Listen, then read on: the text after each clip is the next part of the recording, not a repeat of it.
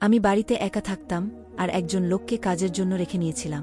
প্রতি রাতে খাবার খাওয়ার পর আমি সবসময় জ্ঞান হারিয়ে ফেলতাম। সকালে সারা শরীর ব্যথা করত, আর একদিন রাতে না খেয়েই ঘুমিয়ে পড়লাম। কিন্তু সেই সময় আমার হুঁশ উড়ে গেল যখন মাঝরাতে আমার সাথে থাকা লোকটা।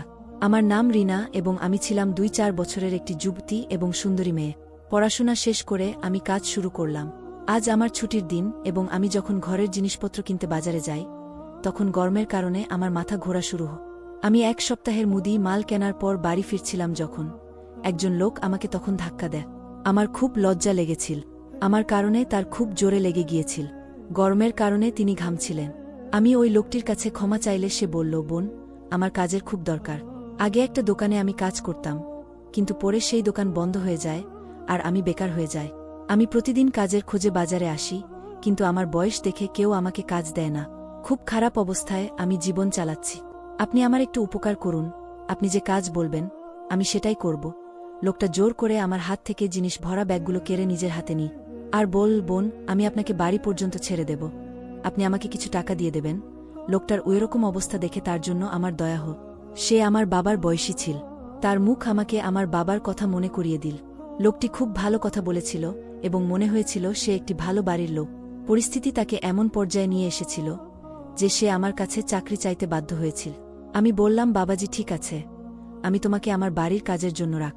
আমার এমন একজন লোক দরকার যে আমার জন্য বাড়ির জিনিসপত্র আনবে এবং বাড়ির ছোট বড় কাজগুলোও করবে। তোমার আপত্তি না থাকলে তুমি আমার সাথে চলো। আমার কথা শুনে লোকটার মুখে হাসি ফুটে উঠল। আমি বাবাজিকে তার বাড়ির কথা জিজ্ঞেস করলে বাবাজি বলেন যে তিনি অন্য শহর থেকে এখানে চাকরি করতে এসেছেন এবং তার মেয়ের বিয়ের জন্য কঠোর পরিশ্রম করছেন। প্রত্যেক বাবার মতো তিনিও চেয়েছিলেন তার মেয়েকে পৃথিবীর সব সুখ দিতে। তার কথা শুনে আমার চোখে জল এসে গেল। আমি বাবাজিকে সান্ত্বনা দিলাম যে আপনি চিন্তা করবেন না, সব ঠিক হয়ে যাবে। বাড়ি এসে বাবাজিকে কিছু ঘরের কাজ বুঝিয়ে দিলাম। আমি বাবাজিকে দিয়ে কিছু ঘর পরিষ্কারের কাজ ও করাতে চেয়েছিলাম। আমার ঘর খুব নোংরা হতো না, কিন্তু পরিষ্কার করার সময় আমার থাকত না। বাবাজি আমাকে বলেছিলেন যে তিনি খুব ভালো খাবার ও রান্না করতে জানেন এবং তিনি নিজে থেকেই আমার জন্য খাবার তৈরি করবেন বলে জানালে। আমি নিজে একটা চাকরি করা মহিলা ছিলাম, তাই আমি বাবাজিকে বলেছিলাম যে এখন থেকে আপনি বাড়ির সমস্ত দায়িত্ব পালন করুন, আমি আপনাকে খুব ভালো বেতন দেব। আমার কাছে টাকা পয়সার অভাব ছিল না, কিন্তু আমি একাকী জীবন যাপন করছিলাম এবং আমি চাকরির পাশাপাশি ঘর দেখাশোনা করতে করতে খুব ক্লান্ত হয়ে পড়তাম। সেই কারণেই আমি বাবাজিকে খুশি মনেই রেখে নিয়েছিলাম, কারণ আমার তাকে খুব ভালো মানুষ বলে মনে হয়েছিল। বাড়িতে তখন একটা ঘর দিয়ে দিলাম বাবাজিকে। এত বড় বাড়িতে আমি একা থাকতাম। অনেক বছর আগে আমি আমার বাবা মাকে ছেড়ে আলাদা হয়ে যাই। ঘরের 4 দেয়াল আর আচার অনুষ্ঠান আমার একদম ভালো লাগত না। আমার বাবা আমাকে অনেক পড়াশোনা করিয়েছিলেন, কিন্তু তিনি আমার চাকরির বিরুদ্ধে ছিলেন এবং চেয়েছিলেন যে আমি পড়াশোনা শেষ করার সাথে সাথে তার ভাগ্নিকে বিয়ে কর। বাবা আমার 3 বড়দিদির সাথেও তাই করেছিল। পড়াশোনা শেষ করার সাথে সাথেই তাদের বিয়ে দিয়ে দেওয়া হয়েছিল এবং চাকরি করতে বাধা দেওয়া হয়েছিল। আমি আমার জীবনে এই সব চাইনি। এত তাড়াতাড়ি বিয়ে করার আমার কোনো ইচ্ছা ছিল না। আমি নিজের পায়ে দাঁড়াতে চেয়েছিলাম।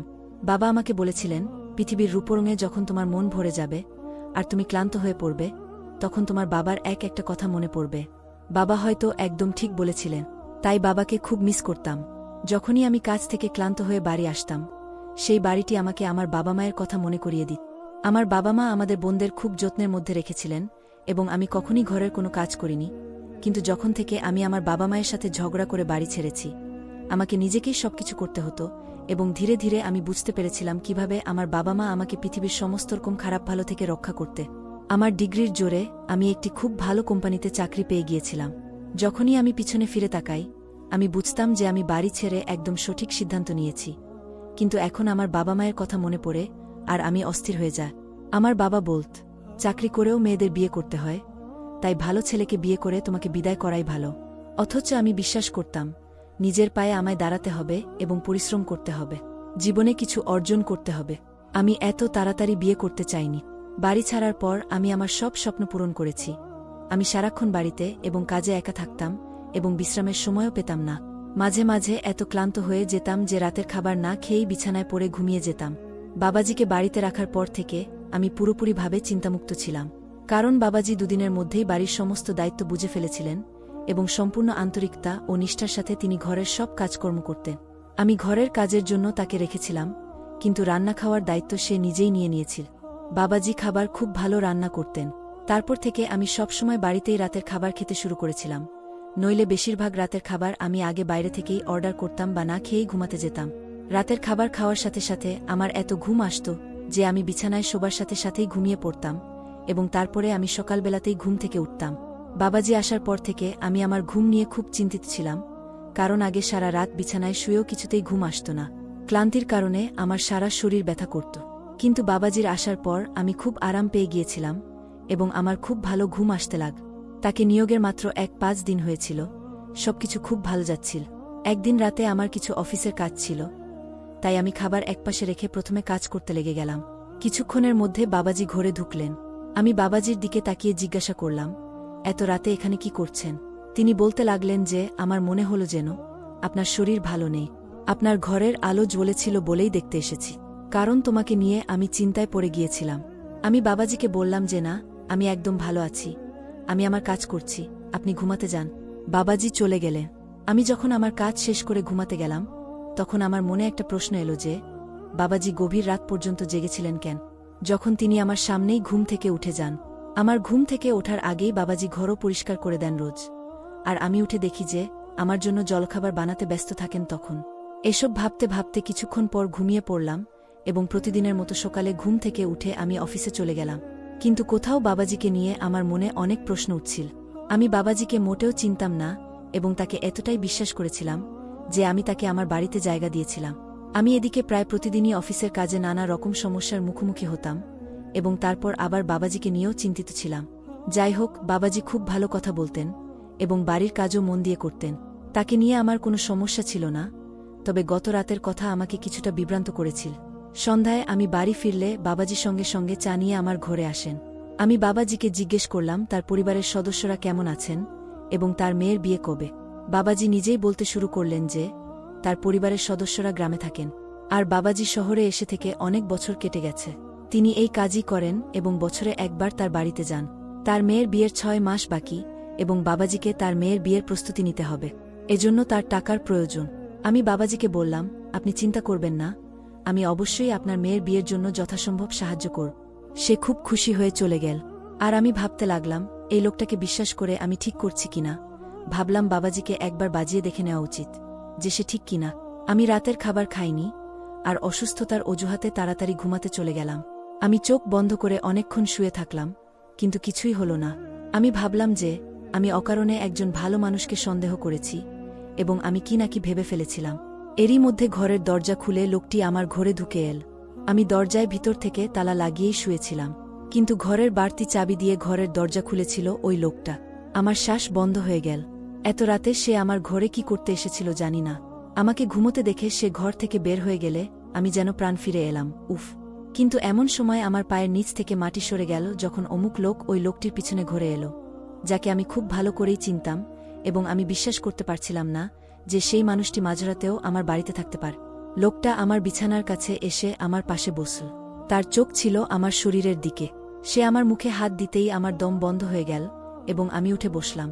আমাকে জেগে থাকতে দেখে সেই ব্যক্তিও স্তব্ধ হয়ে গেল। হয়তো সে ভেবেছিল যে আমি তাড়াতাড়ি ঘুমিয়ে গেছি। আমি সাথে সাথে ঘরের সব লাইট জ্বালিয়ে দিলাম আর চেঁচাতে থাকলাম।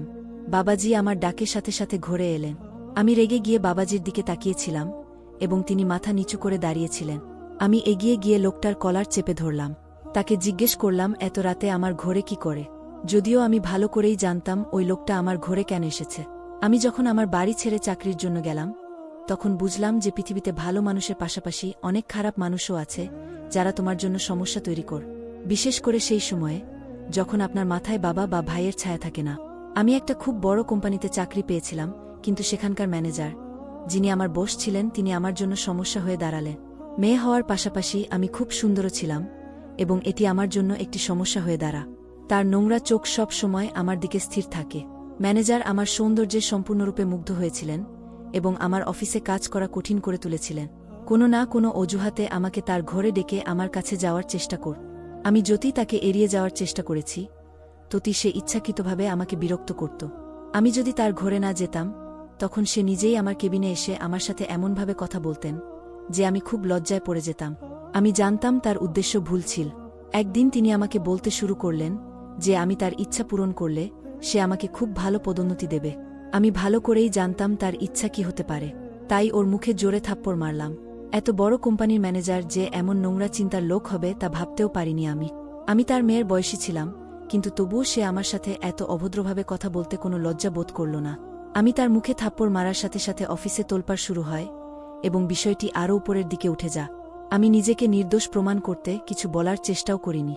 ম্যানেজার যখন আমার বিরুদ্ধে বলেছে যে আমি তার কাছে প্রমোশন চাইছি এবং আমি তাকে প্রমোশন দিতে অস্বীকার করলে সে আমাকে বদনাম করার জন্য এই খেলাটা তৈরি করেছে, আমি তার মিথ্যাচারে স্তব্ধ হয়ে গেলাম। তিনি অনেক পুরানো চাকর ছিলেন। আমার কোম্পানি তাকে আমার চেয়ে বেশি বিশ্বাস করেছিল এবং আমার বিরুদ্ধে নোটিশ পাঠিয়েছিল। সেদিনের পর আমি খুব নির্ভরশীল হয়ে পড়ি। আমি সেই ম্যানেজারের কাছ থেকে দূরেই থাকতাম। কিছু কাজ থাকলেও আমি তার ঘরে যেতাম না, আর চাকরদের দিয়ে সব কাজ করিয়ে নিতাম। আমি অনেক বছর ধরে তাকে উপেক্ষা করেছি, কারণ এই কাজটি আমার কাছে খুবই গুরুত্বপূর্ণ ছিল। কিন্তু আমি জানতাম না যে ওই ম্যানেজার তখনও আমাকে ছেড়ে দেয়নি, বরং সে তার অপমানের প্রতিশোধ নিতে চেয়েছিল। মাঝরাতে আমার ম্যানেজারকে আমার ঘরে দেখে আমি প্রায় প্রাণ হারানোর মতো অবস্থা। সে এতটাই নির্লজ্জ ছিল যে ঝড়ের রাতে সে আমার বাড়িতে এসে গিয়েছিল। আমি ম্যানেজারের কলার চেপে ধরলে সে বলতে শুরু করে যে আমি যেভাবে তাকে পুরো কোম্পানির সামনে অপমান করেছি সে এর জন্য প্রতিশোধ নিতে চা। ম্যানেজার ভালো করেই জানত যে আমি বাড়িতে একা থাকি। সে আমার সম্পর্কে সবকিছু জেনে নিয়েছিল, যে আমি বাড়ির কাজের জন্য একজন চাকরকে রাখতে চাই, এবং সে ইচ্ছাকৃতভাবেই তার চাকরকে আমার পথে পাঠিয়ে আমার বাড়িতে পৌঁছে দিয়েছি। যে লোকটি আমার বাড়িতে কাজ করত সে আমার ম্যানেজারের চাকর ছিল এবং তার অনুরোধে সে আমার বাড়িতে এসেছি। কয়েকদিনের মধ্যেই সেই লোকটি আমার বাড়ির সমস্ত কথা ম্যানেজারকে বলেছিল এবং ম্যানেজার জানত যে সে সহজেই আমার ঘরে পৌঁছতে পারে। ম্যানেজার আমাকে তার লালসার লক্ষ্য বানাতে চেয়েছিল, যাতে সে আমাকে সারা জীবনের জন্য ব্ল্যাকমেইল করে তার বিছানায় নিয়ে যেতে পারে। কিন্তু তার আগেই তার পুরো সত্যিটা আমার সামনে চলে এসেছিল। ম্যানেজার ৫-০ বছর বয়সী বিবাহিত ৫ সন্তানের পিতা। সে আমাকে শুধু অপমান করতে চেয়েছিল, কারণ আমার মাথায় বাবার ছায়া ছিল না, আর সে কারণেই সে আমাকে ব্যবহার করতে চেয়েছে। আজ বুঝলাম বাবা ঠিকই বলতেন যে ঘরের ৪ দেয়ালেই মেয়েরা নীরব। আমি বাবাজির দিকে রেগে তাকিয়ে বললাম, আপনি তো আমার বাবার মুখ। আমি আপনাকে এতটাই বিশ্বাস করেছিলাম যে আপনার অসহায়ত্বের কথা শুনে আমার বাড়িতে নিয়ে এসেছিলাম। আপনাকে আপনার মেয়ের বিয়েতে সাহায্য করার কথা দিয়েছিলাম, কিন্তু তারপরেও আপনি আমাকে ঠকালেন। লোকটা লজ্জায় চোখ নামিয়ে নিল। বলা শুরু করল যে সে তার প্রভুর আদেশ মানতে বাধ্য হয়েছে। তার মনিব তাকে বলেছিলেন যে সে যদি তার এই কাজটি করে তবে সে তার মেয়ের বিয়ে খুব ধুমধাম করে দেবেন, এবং তিনি তার মেয়েকে পৃথিবীর সমস্ত সুখ দিতে চান, তাই তিনি রাজি হন। কিন্তু আজ সে বুঝতে পারছে তার মেয়ের সুখের জন্য সে অন্য কারোর মেয়ের ইজ্জত নেওয়ার চেষ্টা করেছিল। ম্যানেজার তখনও আমার কোনো ছবি তোলেনি, তাই আমি সঙ্গে সঙ্গে পুলিশকে ডেকে তাকে পুলিশের হাতে তুলে দিই। লোকটি আমার কাছে ক্ষমা চাইছিল। সে তার ভুলের জন্য অনুতপ্ত ছিল, যদিও সে তার মনিবের কথায় ভুল পথে চলেছিল, কিন্তু মনের দিক থেকে সে ছিল একজন ভালো মানুষ। ম্যানেজারের গ্রেপ্তারের খবর কোম্পানিতে পৌঁছলে তাকে চাকরি থেকে পদচ্যুত করা হয় এবং আমি সেই লোকটিকে আমার নিজের বাড়িতে চাকরি দিয়েছিলাম। আমি এরপর প্রথমবারের মতো আমার বাবা মায়ের সাথে দেখা করতে বাড়ি যাচ্ছিলাম। আমি তাদের সাথে দেখা করার জন্য খুব উত্তেজিত ছিলাম। আমি তাদের কাছে ক্ষমা চাইতে গিয়েছিলাম, কারণ আমি খুব ভালো করে বুঝতে পেরেছিলাম যে আমি কতটা ভুল ছিলাম। আগে আমার বাবা মার কথা আমার খুব খারাপ লাগত, কিন্তু এখন জানতে পারলাম যে তারা আমার চেয়েও বেশি দুনিয়ার খবর রাখে। আমি যখন আমার বাড়িতে পৌঁছালাম তখন আমার বাবা মা আমাকে দেখে খুব খুশি হলেন এবং আমার বাবা সব ভুলে আমাকে জড়িয়ে ধরলেন। আমি আমার বাবাকে বললাম যে আমি খুব ভালো কাজ করছি এবং এখন আমি বিয়ে করতে চাই। আমার কথা শুনে বাবা মুচকি হেসে বললেন, তুমি যে ছেলেকে পছন্দ করবে তার সাথেই তোমার বিয়ে দেব। আমি আমার বাবাকে বলেছিলাম যে আমার শুধুমাত্র একটি চাকরি করার ইচ্ছা ছিল, আর কিছু না। আমি কাউকে পছন্দ করি না, আর এখন তুমি যাকে বলবে আমি তাকেই বিয়ে করব। আমার বাবা আমাকে তার পছন্দের ছেলের সাথে বিয়ে দিয়েছিলেন, যে আমার চাকরিতে আপত্তি করেনি। আমি বুঝেছিলাম যে নারীর মাথায় কোনো পুরুষের ছায়া থাকে না, এই দুনিয়া তার সুযোগ নিয়ে সর্বনাশ করতে ছাড়ে না। একজন মানুষ বিয়ের পরেও তার ইচ্ছা পূরণ করতে পারে, এবং আমিও চাকরি করে আমার ইচ্ছা পূরণ করেছিলাম। আর বাবা সত্যি বলতেন, একজন নারীর অহেতুক কাজ করা উচিত নয়। কমেন্ট করে অবশ্যই জানাবেন যে একজন নারীর চাকরি নিয়ে আপনার মতামত কি। একজন মহিলার কি শুধুমাত্র প্রয়োজনের সময় কাজ করা উচিত? একজন নারীর কি প্রয়োজন হলেই ৪ দেয়াল থেকে বেরিয়ে আসা উচিত, নাকি সে তার ইচ্ছা পূরণের জন্য একটি কাজ করতে পারে? ধন্যবাদ বন্ধুরা।